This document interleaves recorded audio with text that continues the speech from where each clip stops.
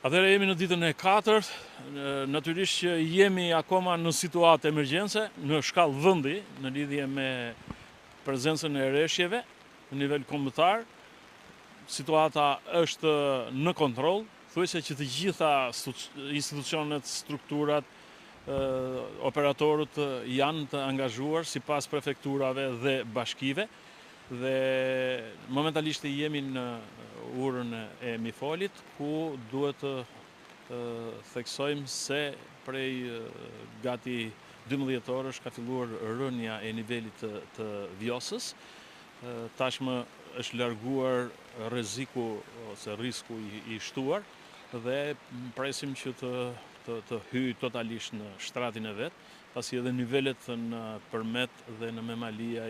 në Drinos dhe në lumenjtë e tjerë, Shushica dhe në lumenjtë e tjerë kanë rënë ndjeshëm nga dita e djeshme dhe e pardjeshme ku intensiteti që i jashtëzakonshëm i prurjeve deri në maksimale, por duhet të theksojmë që gatishmëria ka qenë e jashtëzakonshme e të gjitha strukturave dhe institucioneve dhe nuk kemi aktualisht as probleme me banorët, por prezencë ujë natyrisht që kemi, ku pas fazës menaxheriale të gjendjes së emergjencës do të fillojmë njëherë me rehabilitimin, megjithëse e kemi filluar në Sarand, në Lezhë dhe në shumë vende të tjera ku ka pasur nevojë, ka pas dëmtime të pritave të rezervuarve dhe të liçeneve, të cilët në Lezhë mund të themi që është rehabilituar totalisht me mbështetjen dhe ndërhyrjen e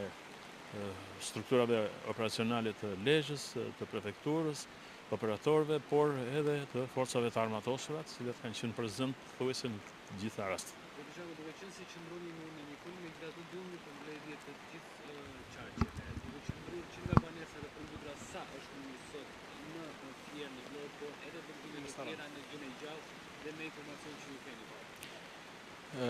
Ne sapo kemi përmbyllur një raport të detajuar, i cili ju vjet menjëherë në dispozicion që të gjitha medjave nëpërmjet komunikimit nga Ministria e Mbrojtjes dhe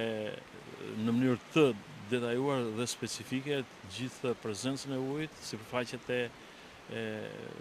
prekura prej